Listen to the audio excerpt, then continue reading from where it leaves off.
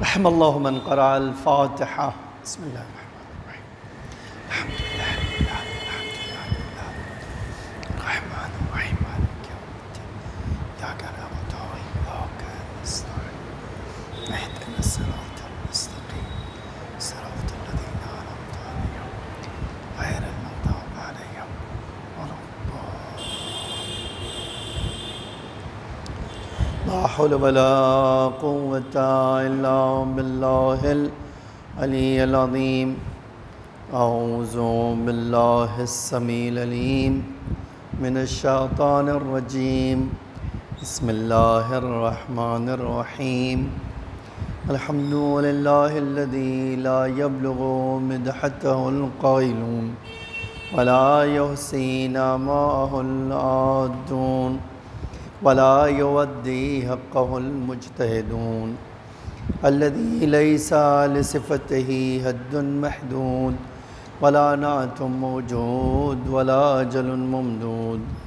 فطر الخلائق بقدرته ونشر الرياح برحمته ووتد بالصخور ميدان أرضه.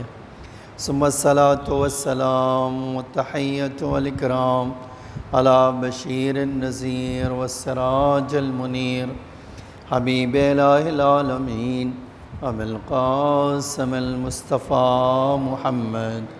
اللهم صل على محمد وعلى آله الطيبين الطاهرين المعصومين المظلومين الغر الميامين لا سيما الإمام المبين بقية الله في الأرضين الحجة الثاني عشر الإمام المهدي المنتظر صلوات الله وسلامه عليه. أما بعد فقد قال الله تعالى في محكم كتابه المجيد وفرقانه الحميد وقوله الحق. بسم الله الرحمن الرحيم. ويؤثرون على أنفسهم ولو كان بهم خصاصة. صلوات پڑھیے محمد صلی اللہ علیہ محمد. خداوند عالم قرآن میں کئی طرح کے لوگوں کی تعریف کرتا ہے، اور آپ مثال کے طور پہ اللہ ان مومنین کی تعریف کرتا ہے والسابقون الاولون، جو ہر نیک کام میں آگے بڑھ کر حصہ لیتے ہیں. اسی طرح اللہ تعالیٰ کیا کہتا ہے؟ جو اس کی راہ میں جہاد کرتے ان کی تعریف کرتا ہے. اسی طرح اللہ تعالیٰ جو ہے جو اپنے گناہوں سے معافی طلب کرتے، استغفار کرتے ہیں، ان کی تعریف کرتا ہے. اسی طرح جو اللہ کے رسول کی اور امام کی اتباع کرتا ہے اللہ اس کی تعریف کرتا ہے. انہی میں سے ایک تعریف خداوند عالم نے قرآن میں کی ہے ان بندوں کی جو ایثار کرتے ہیں. اب تھوڑی دیر میں چاہتا ہوں آپ اس بات کو ملاحظہ کریں. ایثار ایک لفظ ہے اور ایک لفظ ہے انفاق. ٹھیک ہے، انفاق کا مطلب یہ ہوتا ہے کہ انسان کو اللہ جو نعمتیں دے اس میں سے ایک حصہ اللہ کی راہ میں خرچ کر. ٹھیک ہے، یہ ہے انفاق. مثال کے طور پہ آپ کے پاس 2 روٹی اللہ تعالیٰ نے دی ہے، آپ ایک روٹی یا ایک ٹکڑا جو ہے کیا کریں گے؟ کسی کو دوسرے کو دیں گے، اس کو کہیں گے انفاق. ٹھیک ہے، آپ کے پاس مثلا 2 گاڑیاں ہیں، ایک گاڑی آپ کسی کو اللہ کی راہ میں دے دیں گے، اس کو کہیں گے انفاق. ٹھیک ہے، اب اسی طرح آگے بھی ہے، بہت ساری مصداق اس کے پائے جاتے ہیں کہ آپ کے پاس 10 جوڑے کپڑے ہیں، 2 جوڑے آپ اللہ کی راہ میں دے دیے، اس کو کہتے ہیں انفاق. آپ کے پاس کروڑوں روپے ہیں بینک میں، ان میں سے چند لاکھ روپے اللہ کی راہ میں دے دیے، اس کو کہتے ہیں انفاق. ٹھیک ہے، اچھا دیکھیے قرآن میں ان لوگوں کی بے حد تعریف کی گئی ہے جو اللہ کی راہ میں خرچ کرتے فی السراء والضراء. بلکہ ان کی تعریف زیادہ ہوئی ہے کہ جب آسانی ہوتی ہے تو بھی خرچ کرتے ہیں، اور جب تکلیف میں ہوتے ہیں تب بھی اللہ کی راہ میں وہ خرچ کرتے ہیں. لیکن ایثار بالکل اس سے الگ ہے. ایثار کیا ہے؟ ایثار کہتے ہیں کہ آپ کے پاس ایک گلاس پانی ہے اور آپ بہت شدید پیاسے ہیں، اور وہی پانی اپنے پیاسے ہونے کے باوجود، اب بہت تشنا ہونے کے باوجود کیا کیجیے، وہی پانی کسی اور کو پلا دیجیے. اس کو کہتے ہیں ایثار. اچھا عجیب یہ ہے، اگر آپ غور کریں تو ایثار جو ہے ہزاروں گنا بڑا مرتبہ رکھتا ہے کس بات سے؟ انفاق کرنے والے سے. کیوں؟ اس لیے کہ انفاق میں جو قربانی پائی جاتی ہے وہ ایثار میں جو قربانی پائی تو انفاق میں کہیں بھی پائی نہیں جاتی. آج اس کی ایک مثال آپ کبھی سوچئے گا اس موضوع پر کہ آپ کو کسی چیز کی شدید ضرورت ہو، ٹھیک ہے، آپ کیا کریں، اپنے اوپر کسی اور کو ترجیح دے دیں.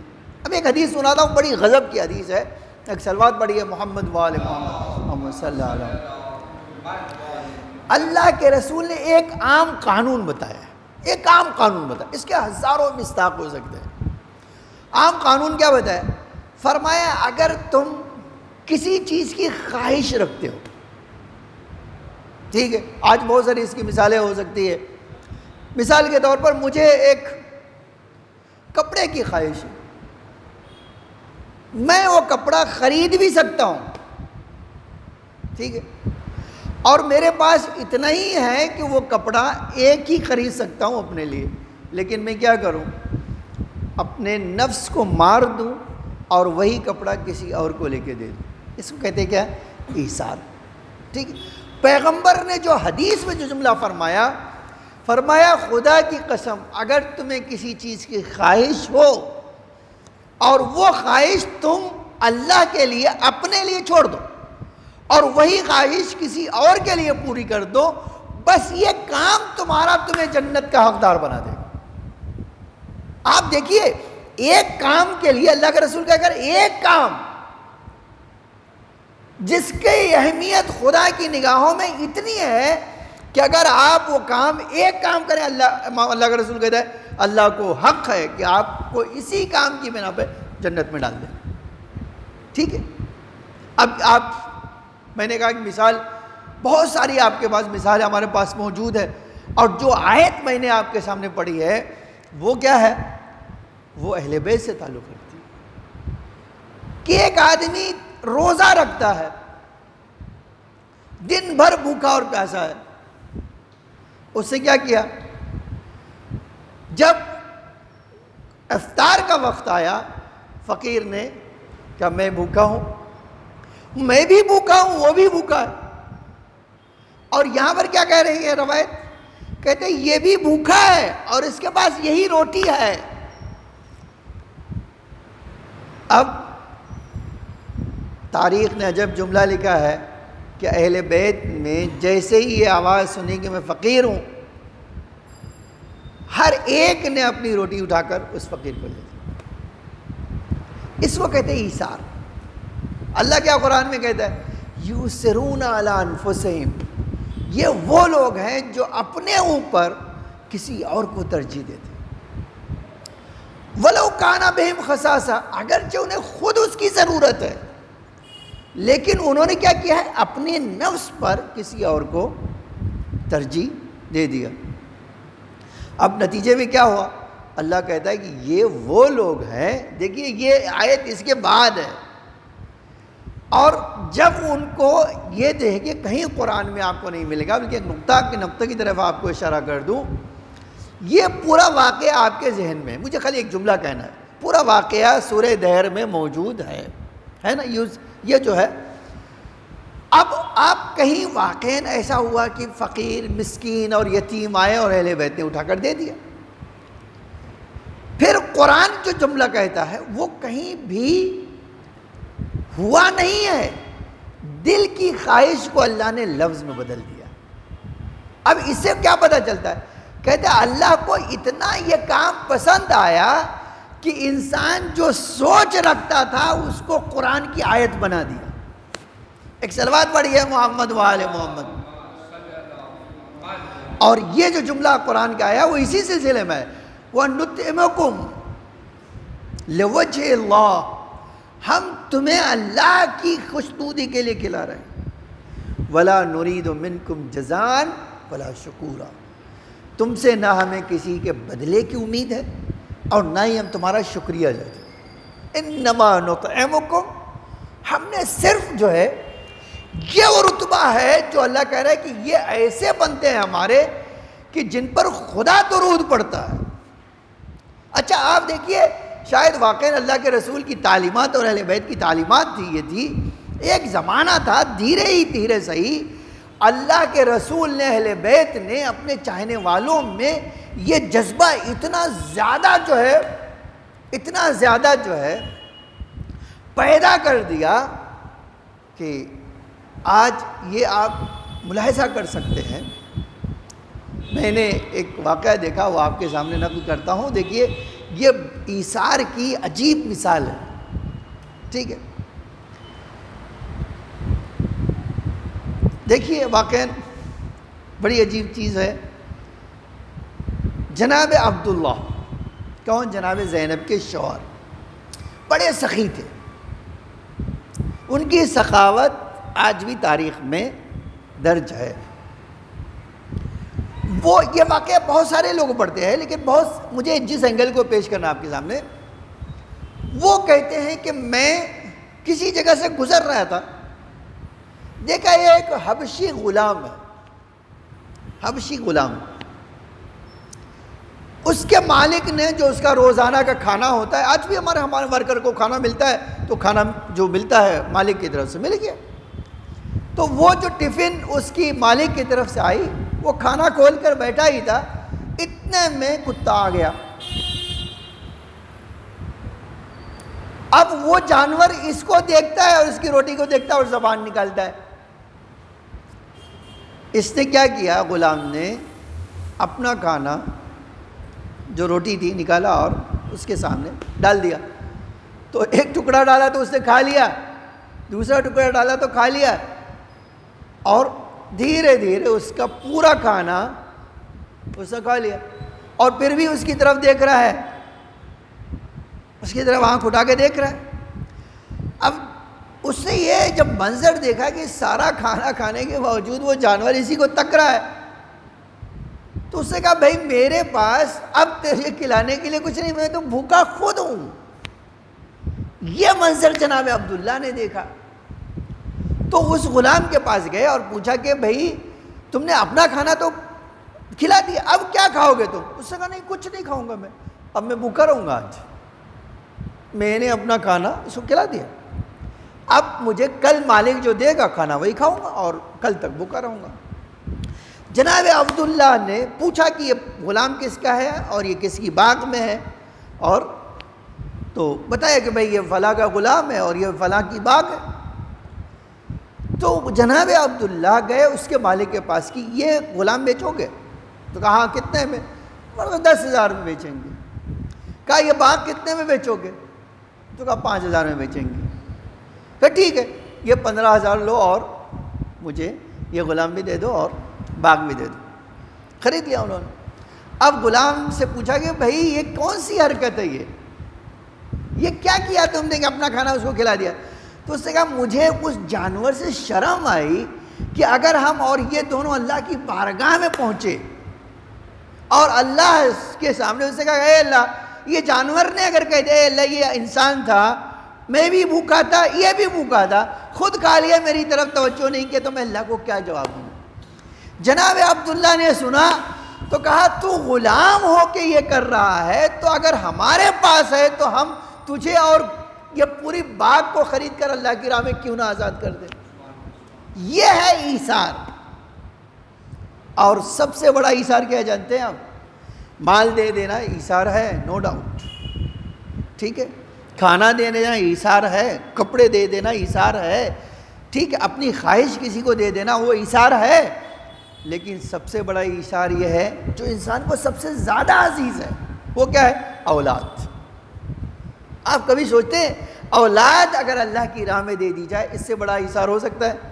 اسی لیے حدیثوں میں ایک جملہ آیا ہے، ہر ایثار سے بڑھ کر ایک ایثار ہے، ہر قربانی سے بڑھ کر ایک قربانی ہے، یہاں تک کہ انسان اللہ کی راہ میں اپنی جان دے دے، جہاں تک اپنی جان بھی دے دے اور اپنے بچوں کی جان قربان کر دے۔ آپ جانتے ہیں جناب مسلم کی ایک شان یہ بھی ہے، پوری نسل حسین پہ قربان کر دے، یہ عجیب بات ہے۔ حتیٰ جو جناب مسلم کی بیوہ تھی ان کا نام رقیہ تھا، میں نے مقتل میں جب ان کے بارے میں پڑھا تو حیران رہ گیا، کس قدر مظلوم بیوی تھی۔ امام علی علیہ السلام کی چھوٹی بیٹی ہے، ٹھیک ہے، امام علیہ السلام کی دوسری بیٹیاں تھیں، ان سے جناب مسلم کی شادی ہوئی تھی، اور جب مدینے گئی ہیں تو آپ سوچئے جناب زینب کی عمر جو ہے، امام حسین 57 سال کے تھے اس وقت جب شہید ہوئے، جناب زینب تو کافی چھوٹی تھی، ان سے بھی چھوٹی بہنیں جناب مسلم 46 47 سال یا 45 سال کے تھے۔ جب واپس آئیں مدینے تو ہاتھ میں عصا لے کر چلتی تھی، اس لیے کہ جس نے وہ غم دیکھا ہو کہ اولاد کو قربان کر دیا، شوہر کو قربان کر دیا، بھائی بھتیجوں کو قربان کر دیا، اور اسیری کا وہ وقت دیکھا جس کی تاریخ میں مثال نہیں ملتی ہے۔ عزیزان گرامی، آج مسلم کے بچوں کی وفات شہادت کی شب ہے، وہ بچے جو اتنے ہی خوبصورت تھے کہ روایت کہتی ہے کہ یہ بچے جب چھپ کر ایک درخت پر بیٹھے ہوئے تھے تو ان کا جو ہے ان کی پرچھائی پانی پہ پڑ رہی تھی، وہ کنیز جو پانی بھرنے آئی تھی اس نے دیکھا کہ پرچھائی، تو آج تاریخ کا بڑا حیرتناک جملہ ہے، فرمایا اس نے کہ یہ چاند کے ٹکڑے پانی میں کیسے نظر آ رہے ہیں۔ جب یہ منظر دیکھا تو اس نے پلٹ کے کہا، شہزادو اس درخت سے نیچے آ جاؤ، میں جاننا چاہتی ہوں تم کون۔ جیسے ہی کہا کہ ہم مسلم کے بیٹے ہیں، مسلم کے فرزند ہیں، تو اس مومنہ نے جا کر اپنی مالکن کو خبر دیا کہ مالکن میں ایک ایسا تحفہ لائی ہوں آپ کے لیے کہ آپ کو ملے گی تو بہت آپ خوش ہو جائیں گے، آپ مجھے انعام دیں گے۔ تو اس مومنہ پوچھا وہ کون سا تحفہ ہے؟ فرمایا میں مسلم کے یتیم بچوں کو تمہارے پاس لائی ہوں، جو پورے کوفے میں ایک گلی سے دوسری گلی، ایک کوچے سے دوسرے کوچے میں پھر رہے، اور یہ درخت پر چھپ کر خوف کے عالم میں بیٹھے ہوئے تھے، میں آپ کے پاس لائی ہوں۔ وہ مومنہ فوراً ان بچوں کو دوڑ سے کلیجے سے لگا لیتی ہے، کمرے میں لے جاتی ہے، نہلاتی ہے، دھلاتی ہے، کھانا کھلاتی ہے، کہتے بچوں آرام کرو۔ بچے آرام کرتے ہیں، لیکن عجب منظر ہے، رات کی ایک تاریکی میں ایک ملعون ٹٹولتا ہوا جب ان بچوں پر پہنچا اور پوچھا تم کون ہو، تو عجب مقتل کا جملہ ہے۔ ان بچوں نے فرمایا اگر تمہیں اللہ کی امان دے دو تو ہم تمہیں بتائیں گے، اگر سچ بتا دیں گے تو کیا تم ہمیں چھوڑ دو گے؟ اس ملعون نے، حارث نے کہا ہاں بتاؤ ہم تمہیں چھوڑ دیں گے۔ آپ دیکھیں ان بچوں کی معصومیت کیا تھی، جیسے ہی کہا ہاں سچ بتا تو ہم تمہیں امان دیتے ہیں، کہا ہم مسلم کے یتیم ہیں جو پورے کوفے میں در در ٹھوکریں کھا رہے ہیں۔